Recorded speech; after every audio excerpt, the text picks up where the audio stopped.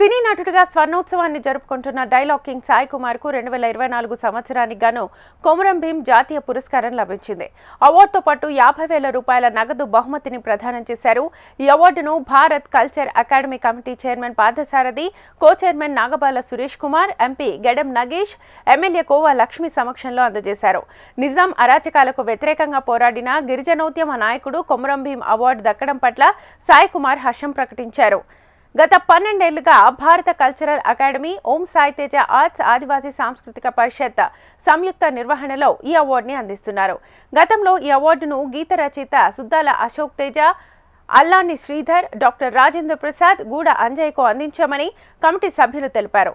ఆసిఫాబాద్ జిల్లా కేంద్రంలోని ప్రమిళ గార్డెన్స్ లో జరిగిన పురస్కార మహోత్సవంలో కలెక్టర్ వెంకటేష్ ధోత్రే, ఎస్పీ డివి శ్రీనివాసరావుతో పాటు పలువురు సినీ, రాజకీయ ప్రముఖులు పాల్గొన్నారు.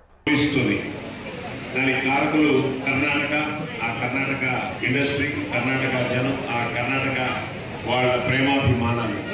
కలెక్టర్ గారితో మాట్లాడుతున్నప్పుడు ఆయన కూడా బెల్గాం ఆయన వెంకటేష్ గారు, ఆయన కన్నడ సినిమాలు ఎన్నో చూశారు. ఎందుకంటే ఆ పోలీస్ స్టోరీ కనిపించే 3 సింహాలు న్యాయానికి, నీతికి, ధర్మానికి ప్రతిరూపాలైతే కనిపించని 4వ సింహమేరా పోలీస్ అన్న డైలాగు.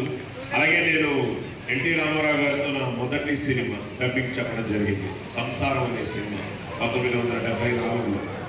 అలాగే నేను మొట్టమొదటిసారి ఔరా ఈ రచన చమత్కృతేమియో గాని ప్రకృతి సౌందర్యమును ధక్కరించుచు గురు సార్వభౌముడనైన నా మానసమును సైతం ఆకర్షించుతున్నది అన్న మైసభ దుర్యోధనుడి డైలాగ్తో నా నట ప్రస్థానం మొదలైంది.